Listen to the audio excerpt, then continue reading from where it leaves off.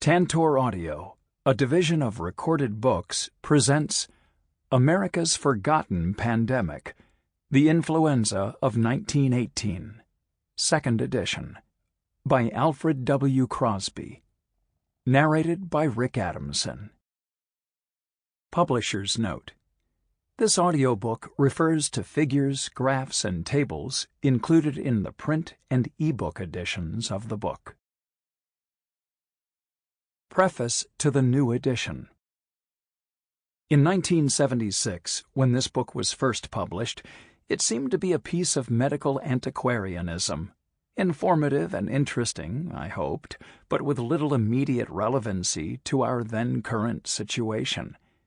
In the advanced nations, the chief killers were no longer infections, not even renowned villains like tuberculosis, much less influenza. Public health measures and penicillin and the other new antibiotics had demoted all the major pathogens to minor threats. They had been superseded by the degenerative diseases of middle and old age, such as cancer and arteriosclerosis. We weren't looking forward to these, but we were confident that we would be around long enough to get old and die of them. In 1969, the Surgeon General of the United States, William H. Stewart, assured us that we had left infectious disease behind in our dust. 3 years later, in the final edition of the classic Natural History of Infectious Disease, author and Nobel laureate Macfarlane Burnet concluded that the most likely forecast about the future of infectious disease is that it will be very dull. There was the swine flu scare of 1976 that for a few months contradicted such optimism.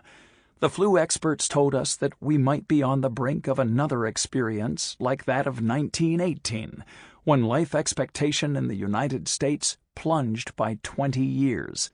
But the strain of virus that triggered the swine flu scare did not trigger a pandemic, and the millions of dollars spent on the production and distribution of a new flu vaccine were wasted.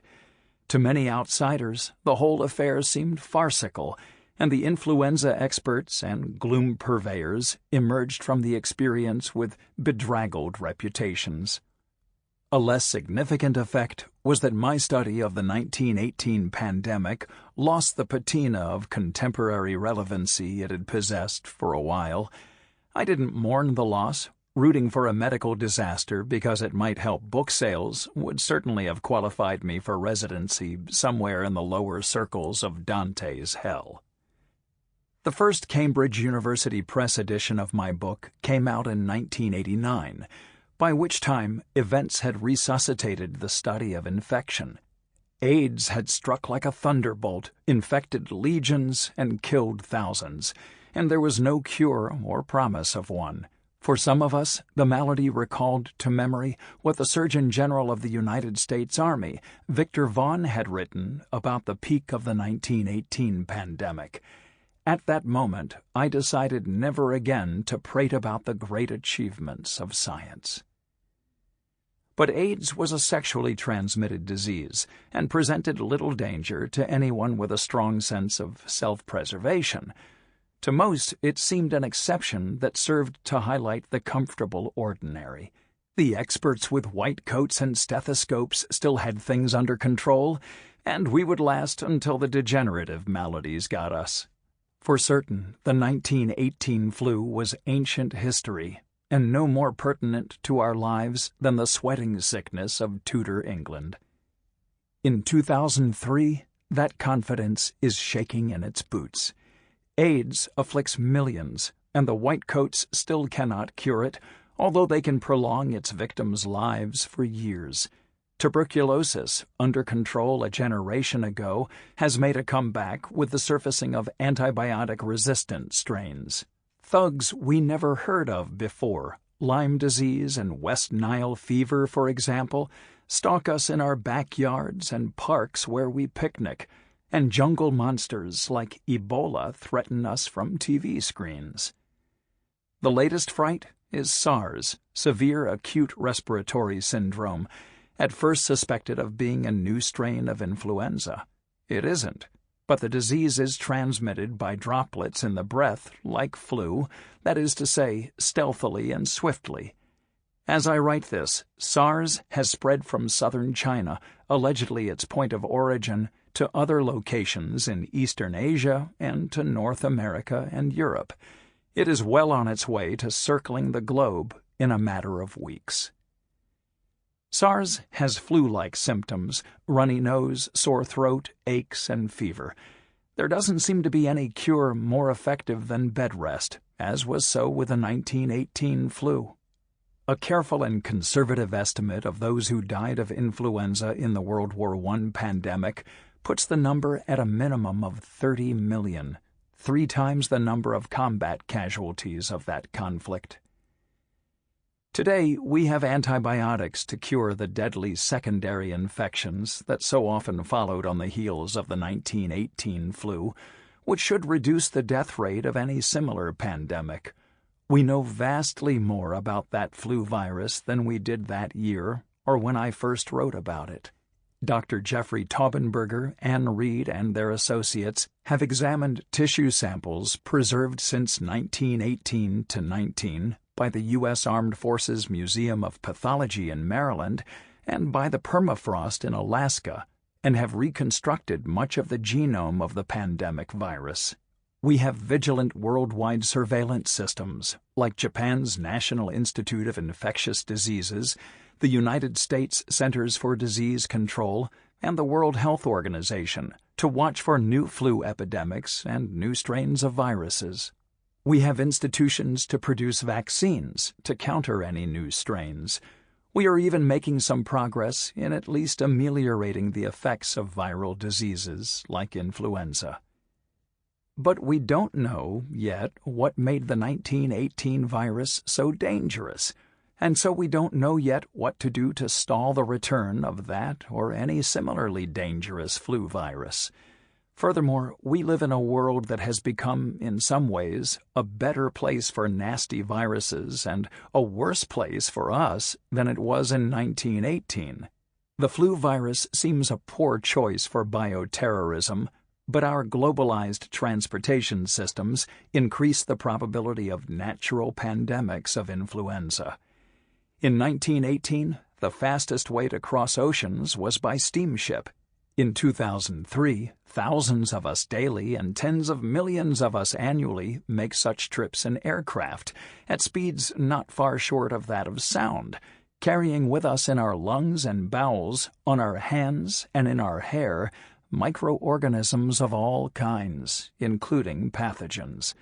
We are all, so to speak, sitting in the waiting room of an enormous clinic, elbow to elbow with the sick of the world. The world's human population is more than 3 times greater than it was in the last year of World War I, which increases the likelihood of the spread of strains of any and all pathogens. The populations of the animals with which we exchange flu viruses, the source of epidemic strains, are vastly larger than they were in 1918. China, which tops the world in its numbers of humans, aquatic birds, and pigs, has been the source of many new flu strains since 1918, and will be again. The health problems of our giant cities are especially daunting. Consider Mexico City, with a population of 19 million officially, and several million more than that in reality. That is to say, a population considerably greater than those of Norway, Sweden, and Denmark added together. Such megalopoli are sprouting rankly across the world, most spectacularly in the regions where the facilities and income are insufficient to take the most effective measures to control disease. There is a bitter little pill of a joke currently circulating among infectious disease experts. It is short. The 19th century was followed by the 20th century, which was followed by the 19th century. The medical optimism circa 1976 is receding. America's forgotten pandemic has, at last, attained contemporary relevancy. Part 1. An abrupt introduction to Spanish influenza. Chapter 1. The Great Shadow. William Henry Welch was the most distinguished pathologist, physician, and scientist in the United States in the early years of the 20th century. He was, at one time or another, president of the American Medical Association and of the Association of American Physicians, and his renown among medical scientists was equaled by his fame among all scientists, which won him the presidencies of the American Association for the Advancement of Science, the National Academy of Science, and the Board of Directors of the Rockefeller Institute. Doyen of all the American sciences, his like in that respect had not been seen since Benjamin Franklin. Despite the urgency of existing obligations, Dr. Welch left his post at Johns Hopkins to answer President Wilson's call to fight the war to end all wars, and, along with millions of men a half and a third his age, put on the olive drab of the United States Army. In 1918, his job was troubleshooting for the Army Surgeon General, traveling about the nation, inspecting the sanitary conditions in the camps so abruptly gouged out of America's open spaces to provide its plowboys and jitney drivers with places to learn the skills of trench warfare. The job wasn't glorious, but it was a very important one because in all previous wars more American soldiers had died of disease than in combat, and history would surely repeat itself unless constant and careful inspections of the camps were made. So the man whom the medical profession knew as the nation's most prestigious pathologist checked on the thoroughness with which prostitutes had been routed out of cantonment neighborhoods, stared into latrine pits, tested the temperature of mess hall dishwater, and measurably assisted the medical corps in holding the line against infectious disease. The health of the Army proved to be as good as any reasonable doctor could expect, and the procedures to preserve it so exemplary that by the last month of summer 1918, the good gray physician was ready to take off his uniform and return to his civilian duties. Then something new in the way of a threat to that health appeared, first striking at Camp Devens in Massachusetts, then spreading to Camps Upton, New York, and Lee, Virginia.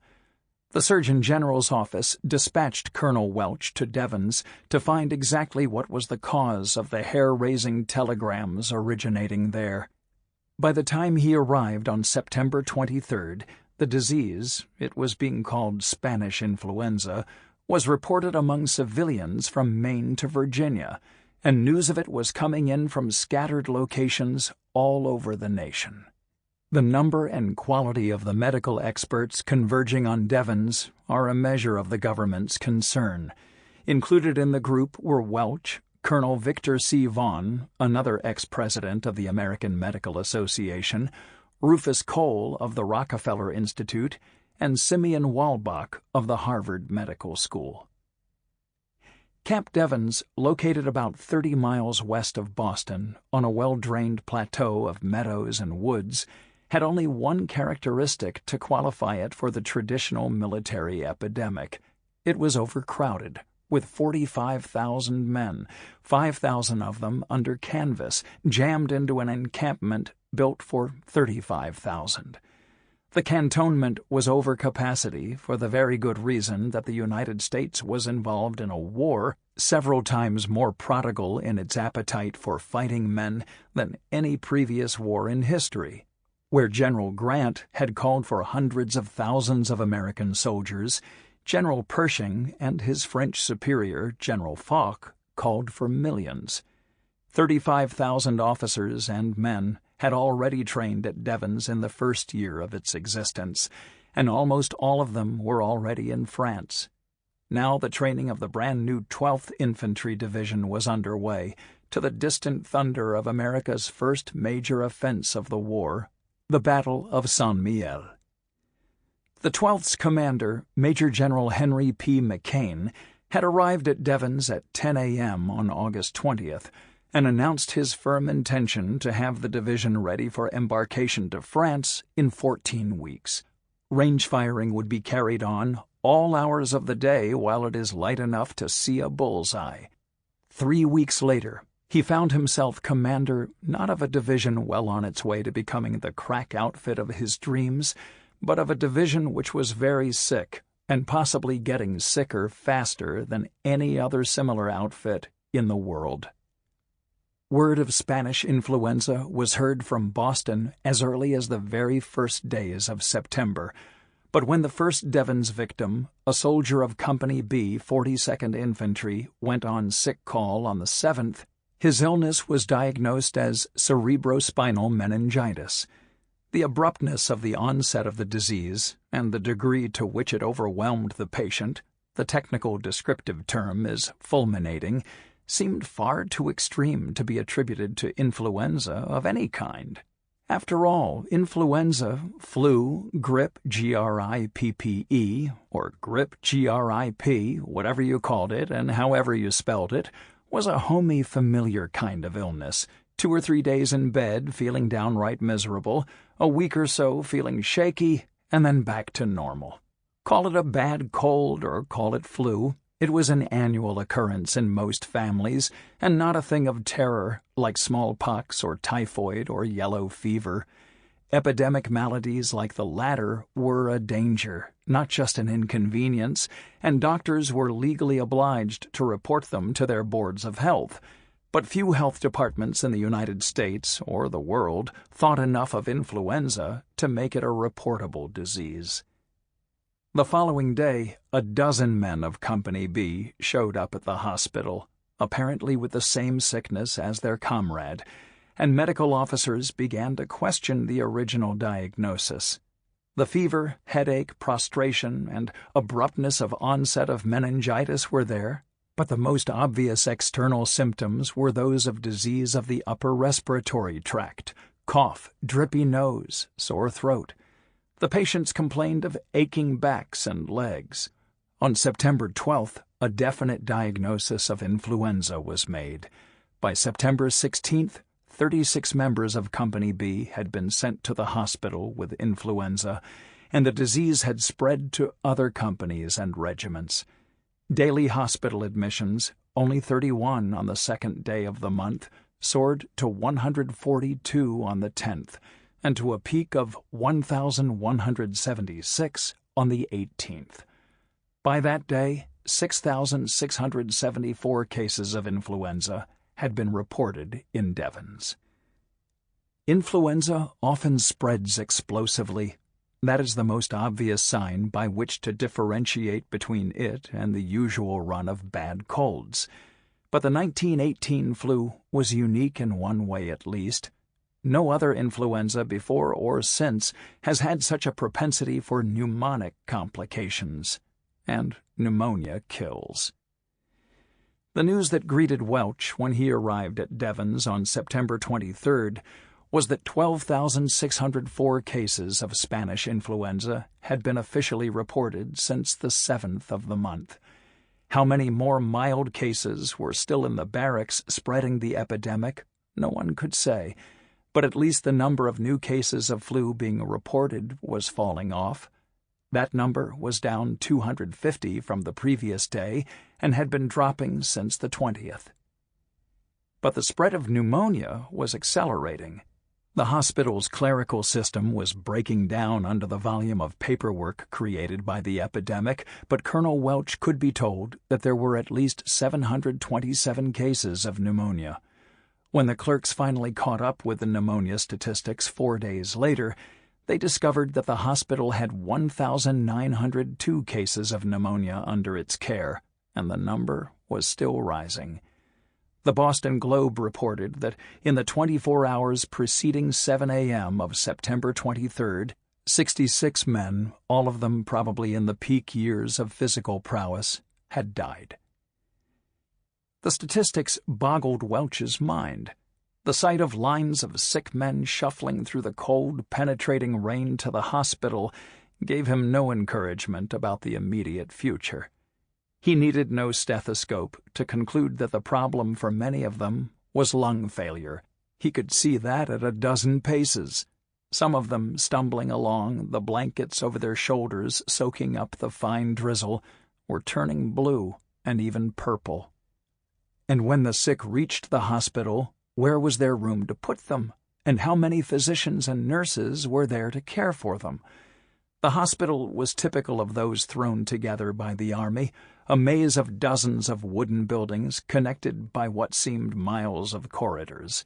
One physician, after the war, looked back in bitterness to comment, "A farmer who gave no more thought to the planning of his milking barns than was given to the planning of Army hospitals in World War I would go broke in a month." The Devens Hospital normally accommodated 2,000. Now, 8,000 sick men needed shelter and treatment. The wards overflowed onto the porches, and when those filled up, raw wooden drafty barracks were commandeered to serve as supplemental hospitals, or rather as places to bed down the sick until anyone could get around to caring for them. Nurses were more important than doctors because neither antibiotics nor medical techniques existed to cure either influenza or pneumonia. Warm food, warm blankets, fresh air, and what nurses ironically called TLC, tender loving care, to keep the patient alive until the disease passed away. That was the miracle drug of 1918. The Devens Hospital had 300 regular nurses, not nearly enough to handle the tidal wave of patients, and the nurses themselves were, of course, especially susceptible to infection because they were exhausted and constantly in contact with the ill. Welch found that scores of them were down with influenza. At one time, 90 of the 300 were incapacitated. Welch and his colleagues made their inquiries, noted down the appalling statistics: 29.6% of the 13th Battalion sick, 17.3% of the 42nd Infantry sick, 24.6% of trains and military police sick. Stopped at the hospital laboratory to try to derive some wisdom from the confusion there, and glanced in at the wards with their lines of cots and prostrated soldiers, whose linens were often stained with bloody sputum and the sudden nosebleeds that were symptoms of Spanish influenza. The soldiers with the tint of blue were almost certainly dying. The tour was appalling. Colonel Vaughan, who had gone through the Spanish-American War and had seen thousands of cases of typhoid, admitted that he had never seen anything so depressing as this. Little could be learned from the sick and dying but that they were sick and dying. Enlightenment, if there was any to be had, would be found in the autopsy room. What in the name of God was happening inside the lungs of these soldiers, who a few days ago were prime specimens of possibly the most robust generation of men the human race had yet produced? Conditions in the morgue were chaotic. In an army camp populated for the most part with recruits in their 20s, a dozen deaths a week would be a serious matter. 63 died on the day Welch came to Devens. Presently, 90 would die in a day. Bodies the color of slate were stacked like cordwood or lying about the morgue floor in confusion, and the eminent physicians had to step around and over them to get to the autopsy room. There, Welch, who had presided over the most famous teaching laboratory for pathology in America for more years than most pathologies had practiced, labored to find the cause of death. In the open chest of a cadaver, Welch saw the blue swollen lungs of a victim of Spanish influenza for the first time. Cause of death? That at least was clear. What in a healthy man are the lightest parts of his body, the lungs, were, in this cadaver, 2 sacs filled with a thin, bloody, frothy fluid. The human body is a collocation of wonders, and none is more wondrous than the lungs. Here, quite literally, the line dividing the body from its environment is thinnest. Here, the blood exchanges its gaseous wastes for the oxygen that the body needs every moment of its existence to stay alive, And here the human organism spreads itself out to expose as thin and broad an area to the air as possible. In an adult male, the lungs contain 750 million of the tiny air sacs, the alveoli, where the gaseous exchange takes place, and their combined surface is more than 25 times the area of his skin. The capillaries of their walls are barely wider than the diameter of a single red blood cell, and the membranes of those capillaries are 1/10 of a millionth of a meter thick. It is here in the lungs that the human body, in order to renew itself with every breath, takes on almost the delicacy of a soap bubble. The most minute tendency toward any grossness in the tissues of the alveoli, or of the structure that contains them, or any presence within them of anything but air, endangers the gaseous exchange. In the common varieties of pneumonia, which were familiar to Colonel Welch, the tissue of the lungs becomes gross, full of nodules, and often degenerates into something more like liver than the soft, light, elastic tissue of a healthy lung. Many of the dead at Devon's had lungs at least similar to the coarse, defiled lungs he had seen so many times before in autopsy, but those were from men who had died 10 days or more after the onset of influenza and after major invasions by the microorganisms commonly associated with pneumonia. The lungs of those who had died quickly, sometimes only 48 hours after the first ache and cough, were such as he had never seen before. There was little or no consolidation of the lung tissue, yet the lungs were so abnormal that pieces of them, which should have been as buoyant as a child's balloon, sank when placed in water. Their most conspicuous feature was the enormous quantity of thin, bloody fluid. It oozed out of the lungs sectioned for examination, and in the large air passages leading to the throat, it mixed with air in a bloody froth. As rigor mortis set in, the fluid often poured from the nose and stained the body wrappings. Welch was little given to fits and starts. He was the most dignified of men, as befitted a hugely successful and universally admired Victorian physician. He was, by personality, the kind of man who could, to paraphrase a writer of his generation, keep his head while all about him were losing theirs.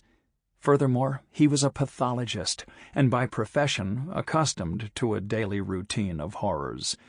If there was anyone at Devon's who could be depended upon as a pillar of strength, it was this sage of Johns Hopkins. But when he saw the wet lungs of influenzal pneumonia in the fall of 1918, the pillar trembled. This must be some new kind of infection, he said, and then used one of the few words in the lexicon of medicine that still have an aura of superstitious horror, or plague. 2 decades later, Dr. Cole remembered that he hadn't been surprised that he and the other younger men had been disturbed, but it shocked me to find that the situation, momentarily at least, was too much, even for Dr. Welch. A number of medical men, on first brush with Spanish influenza, thought it was something vastly more dangerous than any kind of flu could be. A favorite guess was pneumonic plague, that form of the Black Death of medieval history which is transmitted by breath, just like influenza. Between 1910 and 1917, pneumonic plague had killed people in wholesale lots in Manchuria and China, and in the latter year some 200,000 laborers from North China had come round the globe, many passing through North America to work in France. Maybe they had brought the plague, which, after modification by the new environment, now was appearing as the so-called Spanish influenza. Other medical men associated Spanish influenza directly with the war. Wherever his armies met in Europe, man was creating chemical and biological cesspools in which any kind of disease might spawn. Never before had such quantities of explosives been expended. Never before had so many men lived in such filth for so long. Never before had so many human corpses been left to rot above ground, and never before had anything so fiendish as mustard gas been released into the atmosphere in large amounts. That was all. Sample complete. Ready to continue?